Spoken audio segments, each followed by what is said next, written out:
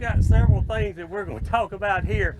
By the way, my name is James Hendrix. I'm the conservation agronomist for the Northeast region, and I also work with Louisiana Master Farmer Program.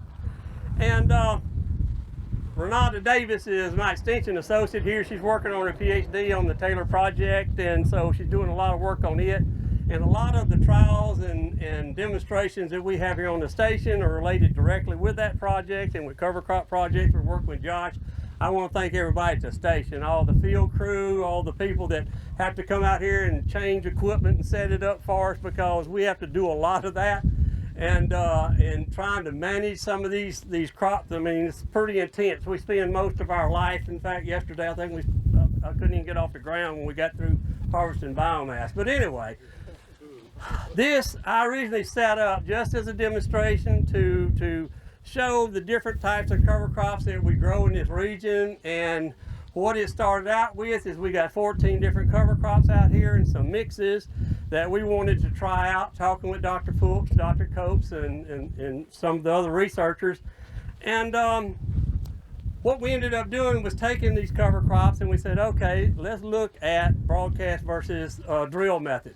And so where you see these signs out here are actually the crops that we planted. There's 2 rows on the left that were drilled. The ones on the right were broadcast. And the broadcast rates are generally about 10% higher than what the drill rates were. So we went with reduced rates on all of these, and so you can see we got quite a bit of biomass out here.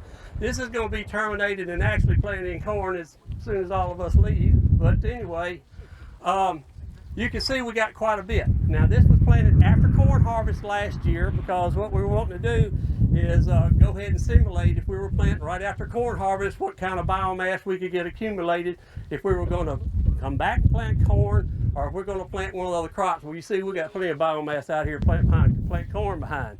But anyway, also in this thing, what ended up happening is Renada's working on her PhD, and so she needed something, so she's looking at the insect regime or insect issues that run in with cover crops on this. So she's out here sweeping all this stuff all the time. She's also looking at ground insects and whatnot, putting traps in the ground. She's working with Dr. Steve Brown on it, and so she's tied up doing that, so that kind of split us up. Actually, there are 8 replications of all of this done out here, but we had to split that because she's wanting to put seed treatment on some and not seed treatment on some of the other corn that we're planting, so she's going to be working with that. Dr. Fultz decided she wanted to do microbial populations, so we're looking at microbial populations. Dr. Copes and I were wanting to look at it, and or she was wanting to look at it, and so we brought that up and said, well, let's take a look at microbial population and some of the different cover crops that we got out here, and so we're doing that. And also nematode management, and also we got summer and winter mixes. We came out here after corn, we planted a legume, sun hemp, and we planted cereal rye with it, because we say, okay, a farmer's not going to go out there and plant a legume or some type of something to scavenge nitrogen or produce nitrogen, and then turn right back around and plant a fall cover crop. Let's plant them both together. So we did that. We planted sun hemp out here, also with cereal rye, and we also planted a sorghum Sudan grass, which is a scavenger, and we planted it behind the corn, or behind simulated corn, and we planted hairy vetch with it. Well, believe it or not, where we planted sorghum Sudan and hairy vetch, we got an excellent stand of hairy vetch out here. And we had an excellent stand of sorghum Sudan grass, so we were able to scavenge nitrogen out of it, and now we got hairy vetch out there producing a lot of nitrogen for us, so we're going to see how that works out. But anyway, I'm going to let Renada can talk to you about some of the things that we got out here. You can come out here, you're welcome to look. You see we got a little damage here from some drift that we got on some of it, but we're going to terminate it, like I say, after this field day anyway. But I'll let her talk about it. Also, what we're going to do is give you the opportunity, and I think we're still going to do that, Dr. Fultz, is tell you how you can actually take this biomass, come out here and cut a sample of your biomass. And Georgia has an excellent program where you can go and actually look at the plant available nitrogen in that biomass. And so, there's a few things that you got to know. Dr. Fultz is going to talk to you about that in a little while. But what we're going to do is we'll cut square foot of biomass in some of these crops. We'll weigh it out, and we'll be able to tell how much nitrogen in it. Now understand, this is scavenged nitrogen out of the soil, unless it's a legume, and this basically has scavenged all the nitrogen, and now it's producing nitrogen. But anyway, Renada, if you want to talk to them about some of the crops that we got growing out here, and you're welcome to walk around out here and look, but lots of things going on right here. We have a lot of single species, and then we also have a few mixes. Can y'all hear me? I'm really loud. Oh, that's too loud. I'm good outside. So we have a lot of single species out here, as well as, oh yeah, you hooking me up with all the mics, huh? As well as I was really interested in looking at the summer winter mixes, and if it was possible to be able to plant a summer and then have that winter cover come in after. So like Mr. James said, we did have that sorghum Sudan and that vetch. I was really excited when I saw that vetch coming up because I wasn't sure how it was going to come out.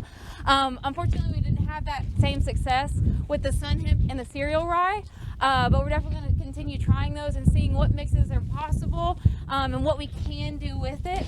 Up front right here, we have oats and canola or rapeseed, and that was the mix that we put out here. We also have fallow areas.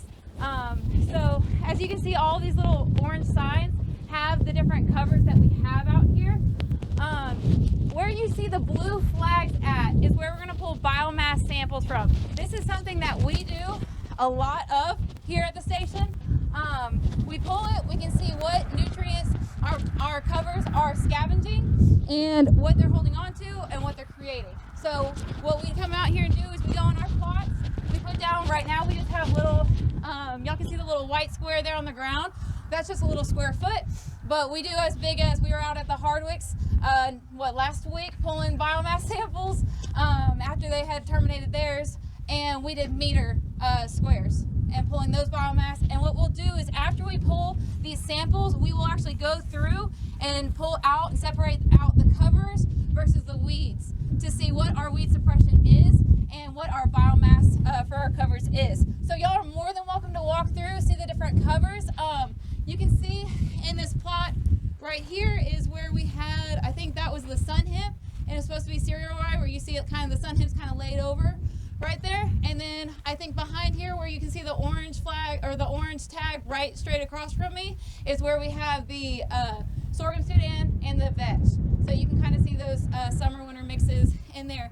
Like Mr. James said, we are going to be looking at the microbial populations in here and seeing kind of how they interact with their plants. And I'm really big into seeing the IPM of it. A lot of people like talking about what insects, what beneficials we get from using our covers, but it also does harbor other insects. So seeing what that dynamic is and how it helps and what other insects it can bring in. And yeah, so you're more than welcome to walk around. If you would like to pull biomass, there are already squares at the blue flags. I have blue flags up here at the very front for anybody who doesn't want to walk around in the plots. I have a set right here. That one up front is going to be the oats and the canola. Right here is actually going to be fallow. Behind that is going to be vetch. And then I also have one over there that's going to be triticale. It's kind of over in the corner. So if you can find them, I know they're up there. You just got to get past all the tall triticale over there and you'll see them. But the square is already there. So if you walk over to a square and you want to help cut the biomass out of it, just let me know. I have clippers and I have a bag. So. Yeah. If you'd like to collect more samples, I'll give you my phone number and I'll let y'all know when y'all can come out and help.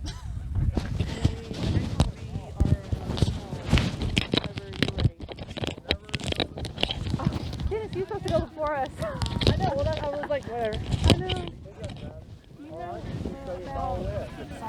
Interaction between or how good certain cover crops are in controlling nematodes. We have a lot of nematode problems in our fields, and we were hoping that there was some kind of way, a cover crop program we could implement to help control them. That is exactly what we're looking on right here. You mind if I record you? No, it's fine. I don't I'm not going to remember everything to tell them. Yeah, and I should probably grab Dr. Falls because she is really like this.